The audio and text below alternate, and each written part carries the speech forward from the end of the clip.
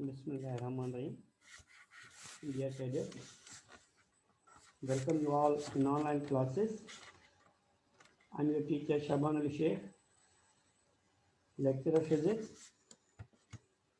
Dear cadets, today we are going to study the topic centripetal acceleration, chapter number 4, motion in two dimension of class first year. In this topic, we will discuss about the definition, explanation, derivation, and SI unit of centripetal acceleration. So first of all, we must know what is centripetal acceleration. The acceleration produced due to the change in direction of velocity is always directed towards the center of the circle. This acceleration is known as centripetal acceleration. Centripetal acceleration denoted by AC.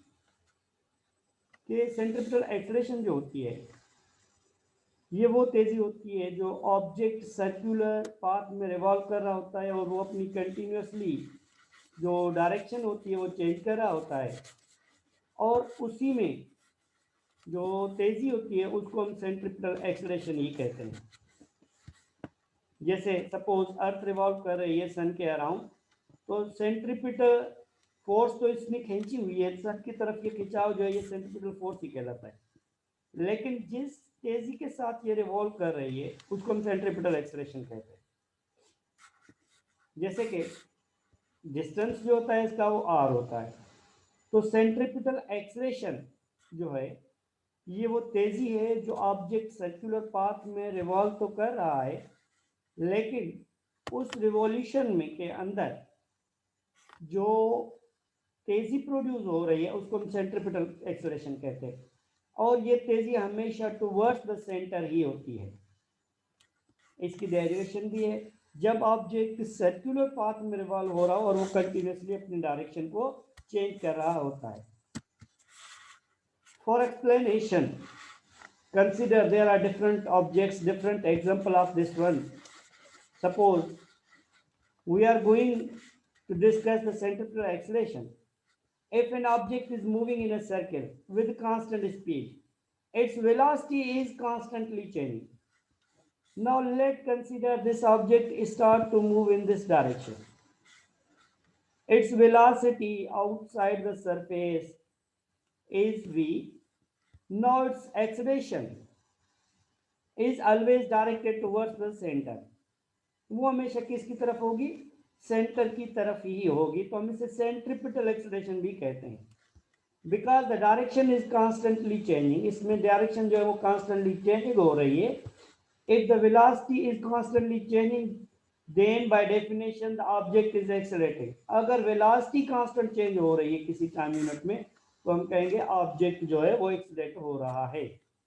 यहाँ पे क्योंकि acceleration है तो वो हमेशा directed towards the centre ही होती है। If the object is accelerating then an unbalanced force must exist. किसी भी ऑब्जेक्ट को अगर एक्सेलरेट करना है तो हमें उस ऑब्जेक्ट के ऊपर एक अनबैलेंस्ड फोर्स जरूर लगानी पड़ेगी अगर ये यूनिफॉर्म रफ्तार के साथ मूव कर रहा है। क्योंकि इस कंडीशन में ऑब्जेक्ट यूनिफॉर्म रफ्तार के साथ मूव कर रहा है किसी वेलोसिटी के साथ, तो उसकी वेलोसिटी में तो कोई तब्दीली नहीं आ रही, हाँ उसकी डायरेक्शन में कंटिन्यूसली चेंजिंग आ रही है। तो वो जो कंटिन्यूसली चेंजिंग आ रही है उसकी डायरेक्शन में और टुवर्ड्स द सेंटर भी है, तो हम उसे कहेंगे centripetal acceleration. Now there are different examples. Here an object revolve around the circular path at different points, its direction must be different. Here यहाँ पे डायरेक्शन मुख्तलिफ है, यहाँ पे इस पॉइंट पे इन पॉइंट्स पे, तो हर एक पॉइंट पे सेंटर के साथ वो एक कनेक्शन तो उसका है, इस्टेब्लिश्ड है, लेकिन वो अपनी कंटिन्यूसली डायरेक्शन को चेंज कर रहा है। अब हम एक कंसिडर करेंगे एक example. Suppose consider an object moving in circular motion with speed v। अब ये दो पॉइंट्स के दरमियान एक ऑब्जेक्ट जो है वो मूव कर रहा है, यहाँ पे भी और यहाँ पे चाहे, तो क्योंकि इन दोनों पॉइंट्स a और b के दरमियान ये एक छोटा सा मुफासला है a और b के दरमियान, तो इसने एक जो स्मॉल एंगल जो ड्रा किया है वो that is del theta in between the points a c and b। Here an object possesses the angle theta, यहाँ पे होगा चूंकि तो उसकी वेलोसिटी va कहलाएगी, तो यहाँ पे जिस तरह से तो उसकी वेलोसिटी वी बी कहलाएगी। क्योंकि यहाँ पे दो वेक्टर अगर हम कंपोनेंट्स इसके ले रहे हैं तो इन दोनों वेक्टर्स को हम कंसीडर करेंगे कि ये वेलोसिटी ए है और ये वाली वेलोसिटी क्या है, बी है। From speed is equal to distance upon time, the distance moved along the arc AB, del S is V into del T। यहाँ पे जो इसने डिस्टेंस पजेस किया है तो उस डिस्टेंस की जो डेरिवेशन होगी v इंटू डेल टी होगी। The vector diagram shows the change in velocity del v। यहाँ पे अगर हम कंसीडर कर लें दो वेक्टर है आपके, ए वेक्टर है और ये वाला वेक्टर चेंज है जो यहाँ से बना है, ये एक वेक्टर ले लें ए, दूसरा वेक्टर हम बी कंसीडर कर लेते हैं, इन दोनों वेक्टर को यहाँ पे ड्रा कर देते हैं तो हम फाइंड आउट करेंगे कि यहाँ पे हमें एक ट्राइंगल मिलेगी और वो ट्राइंगल ही इन दोनों पॉइंट्स के दरमियान होगी। जैसे यहाँ पे ए सी और बी मैंने लिया है तो ये पॉइंट्स यहाँ पे रिजल्टेंट वेक्टर कहलाएगा और वो चेंज होगी तो यहाँ पे उसको कंसिडर किया है V A and V B, here is the del V, this is for the velocity. हम इसको फर्दर एक्सप्लेन करेंगे एक और स्लाइड में in terms of radius. Suppose करें कि at a small instant, here is in circular path object start to rotate in between the points, और जो हमारा रेडियस है वो तो कांस्टेंट होगा, यहाँ पे वेलोसिटी जो ऑब्जेक्ट की v2 है और यहाँ से इसकी वेलोसिटी v1 है, क्योंकि ये इससे रिवॉल्व कर रहा है तो हम स्मॉल एंगल लेते हैं, वो स्मॉल एंगल थीटा कहलाती है। यहाँ पे ऑब्जेक्ट का परपेंडिकुलर अगर हम वेलोसिटी लेंगे तो v1 कहलाएगा, यहाँ पे अगर हम लेंगे तो v2 कहलाएगा। हमने v1 और v2 को यहाँ पे ट्राइंगल का फॉर्म दे दिया है तो जब ये v1 और v2 को हम ट्राइंगल करेंगे तो ये हमें चेंज मिलेगी।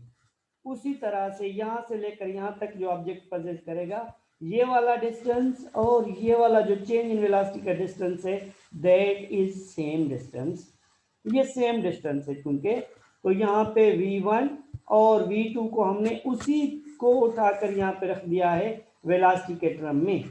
अगर हम ये ट्राइंगल उठाएंगे r और यहाँ से जो डिस्टेंस है तो हमें ये वाली एंगल मिलेगी r एंड r, क्योंकि ये दोनों साइड्स इक्वल हैं, यहाँ पे दोनों साइड्स वेलोसिटी की इक्वल हैं। ये एंगल वेलोसिटी से जो हमने ड्रा की है और ये एंगल जो डिस्टेंस से हमने ड्रा की है, ये दोनों एंगल सेम हो जाएंगी। हमने दो ट्राइंगल लिए हैं, एक वेलोसिटी का लिया है आउटवर्ड जिनको हमने दो वेक्टर्स की शक्ल दी है, a vector v1 means v1 is the one vector and here is v2 is another vector। तो हमने यहाँ पे जो वेक्टर ऐड किया है वो डेल v है। आप देख लें v1 plus del v is equal to v2, तो ये हमारा v2 क्या हो जाएगा, that is the resultant vector. So here r and r, तो हमने r की टर्म दे दी क्योंकि ये आइसोसेल्स ट्राइंगल कहलाती है, जिनकी एंगल सेम होती है, साइड्स इक्वल होती हैं, तो उस ट्राइंगल को हम कहते हैं आइसोसेल्स ट्राइंगल्स। तो हमने इन दोनों इक्वेशंस को, इन दोनों ट्राइंगल्स को कंपेयर करके रिलेशन लिया। सिमिलर ट्राइंगल्स गिव, अगर हमारे पास एस अपॉन आर, जो हम ये ट्राइंगल है इसको हम अगर लेंगे तो चूंकि आर और आर सेम है तो एस अपॉन आर का रेशियो हमारा सेम हो जाएगा इसके बराबर, क्योंकि यहाँ पे इज इक्वल टू, यहाँ पे दो वैल्यू है आपके डेल वी अपॉन वी, ये दोनों साइड्स आपकी v1 और v2 बराबर है तो हमने क्या दे दिया है, v दे दिया है। तो s upon R is equal to del V upon V, ये आपके पास रिलेशन आ जाएगा आइसोसेल्स ट्राइंगल का। हमने फार्मूला पढ़ा है डिस्टेंस में से कि distance travelled s is equal to v into T. Now how much distance travelled by the ball from point 1 to 2, s is equal to v into t।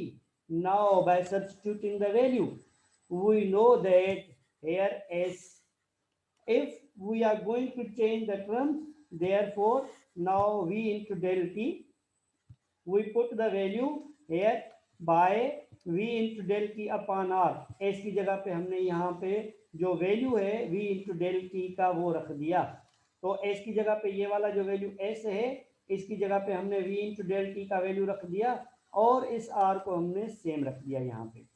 तो v into del T upon r, अगर आएंगे ये वाले term हमने same रख दी है तो del v upon v, हमारा जो टर्म आएगा v into del T upon r is equal to del v upon v आ जाएगा। By rearranging this equation we will find, अगर हम यहाँ पे डेल t को ले जाते हैं डेल v की तरफ तो ये डिवाइड में आ जाएगा, और ये डिवाइड में जो है ये आ जाएगा मल्टीप्लाई में।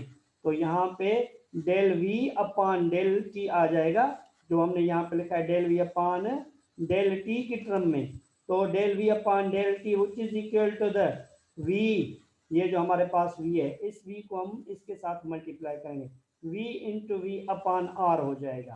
तो यहाँ पे देख लें आप, v into V square upon R, here del v upon T जो है आपका वो बराबर आ जाएगा एक्सलेशन के। तो आप कहेंगे here the acceleration is equal to V square upon are.